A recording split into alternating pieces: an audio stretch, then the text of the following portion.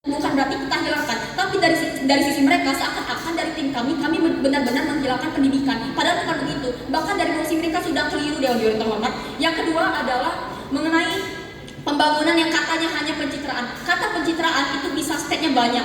Yang dimaksud dengan pencitraan itu apa? Mereka bahkan gagal dalam memframe kasus mereka sendiri. Yang ketiga, mereka berbicara soal pemerintah itu pemerintah itu tidak akan pernah bisa berlaku adil. Dewan terhormat, apabila kita membangun jalan layang, yang akan menggunakannya itu bukan hanya kita yang pemerintah atau bukan hanya orang-orang yang membangun, tapi masyarakat termasuk anak-anak sekolah itu sendiri. Yang ketiga, Dewan terhormat, mereka menjelaskan tentang bangunan yang terbengkalai dan tidak berguna. Pada akhirnya mereka gagal juga dalam menjelaskan ini. Kenapa? Karena mereka bahkan tidak menyertakan bukti ataupun data sebelum kami instruksi. Yang keempat, Dewan terhormat, mereka bahkan tidak memiliki definisi yang realistis tentang dunia yang mereka bangun. Mereka membangun dunia seakan-akan Indonesia ini sangat kacau mengenai pendidikannya, tapi sangat buruk dalam infrastrukturnya. Lagi-lagi mereka gagal di sini. Mereka bahkan tidak peduli dengan aktor yang ada. Bagaimana dengan orang-orang yang tinggal di daerah terpelosok? Mereka tidak peduli dengan itu. Mereka tidak pernah membahas satupun aktor di dalam emosi kita.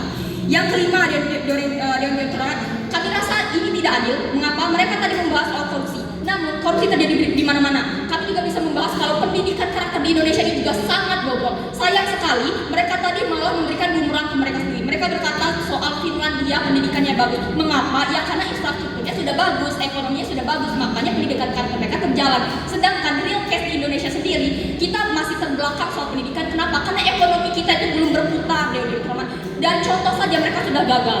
Lanjut ke argumen kami, selamat datang di ranah argumen kami dari tim Debater. Yang pertama adalah mental dan stres. Dewan terhormat, bayangkan bila Anda menjadi seorang dosen atau guru atau seorang anak yang masih kelas 1 SD.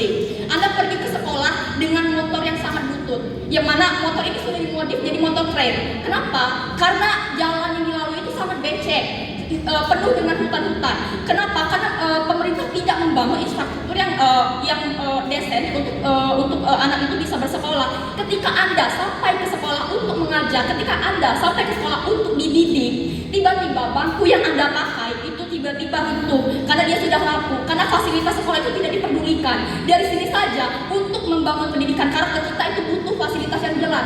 Jadi pendidikan karakter itu dibangun dari fasilitas, bukan dari diri kita terlebih dahulu, Dewan terhormat. Mereka bahkan berkata soal infrastruktur itu bisa mempengaruhi karakter loh. Tidak. Jika Anda membangun jalan tol, di bawah jalan tol itu ada anak yang tawuran.